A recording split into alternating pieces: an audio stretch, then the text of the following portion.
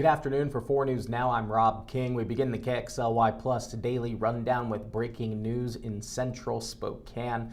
Spokane Police Department have detained an individual who was found in a stolen vehicle. We sent out 4 News Now's Marissa Rio to find out more information. So what we know right now is that a woman reported her car had been stolen from the courthouse. Using an app, she was able to track it to North Howard Street and Cinto Avenue, right on Cinto. So Cinto is closed right now between Howard and Washington. So the woman used that app, tracked her vehicle to that location, and called police. As officers were trying to detain the suspect, they say the man jumped back into the victim's car and almost ran an officer over before they were able to take him into custody. This is very much an active scene right now. Again, Cinto is still closed. Officers are now getting search warrants in order to start processing evidence in this case as well.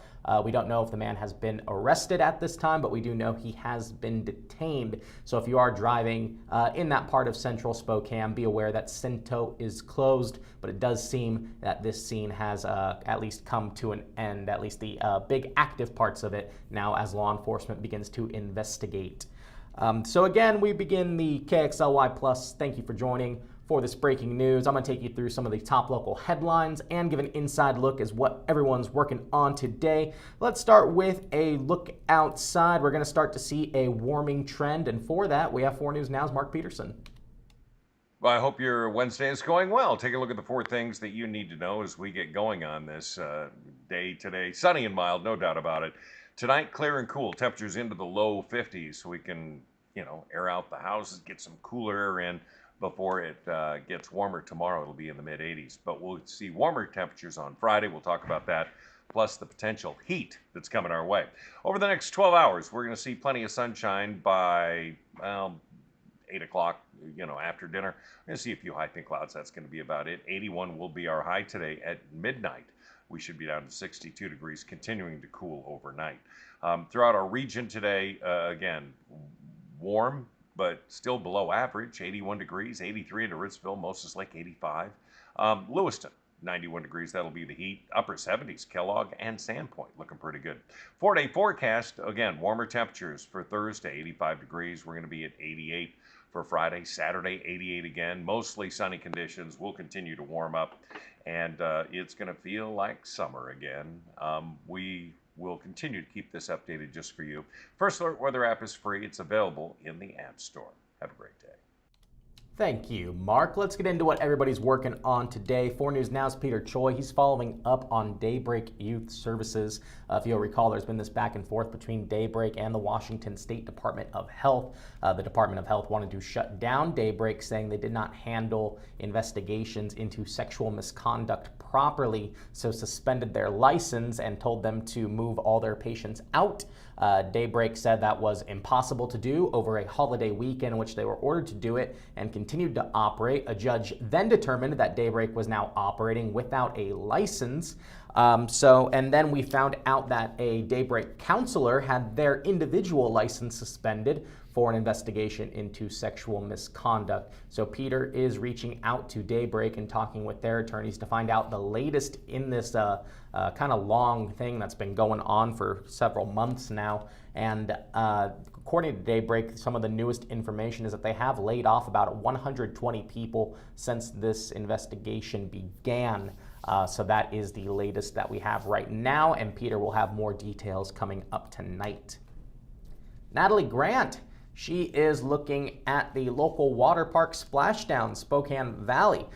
They apparently wanted to open today. It has been closed for the past 3 years, shuttled down. It was able to get new ownership. The new owners just took over full ownership within the last month. There were insurance issues as well. This has been a fiasco trying to get this reopened. So they were set to open today, but unfortunately last night they realized they had a pump issue. So now, according to the owners, they're going to try to set that opening date for this Friday, possibly the reopening of Splashdown. And we know people are excited. We've had people messaging us in the newsroom, reaching out to us on social media, asking what's the status of Splashdown.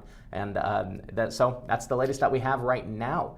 And it looks like because they weren't able to open up in time, season passes will be refunded as well. So Natalie is speaking with the owner, hoping to get more details and find out, hopefully, this Friday, cross your fingers, the reopening of Splashdown.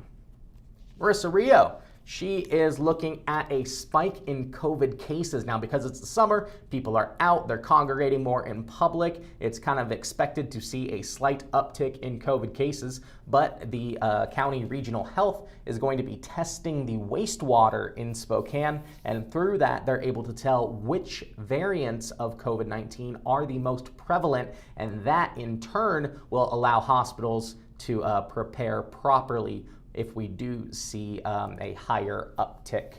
So again, Marissa Rio spoke with the Spokane County Regional Health to talk about what they're seeing and what we can expect going forward, especially with back to school just around the corner.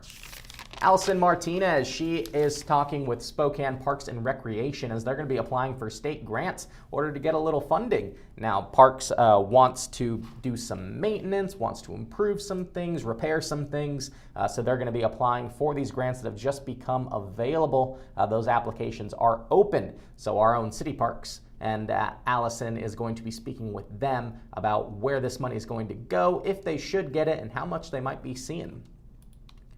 4 News Now's Robin Nance. Tomorrow morning, she will have a special report airing on Good Morning Northwest entitled Cars versus People. This is looking at a worrying national trend, seeing an uptick of pedestrian and vehicle crashes, and also something we are experiencing locally. So it's not just a national thing.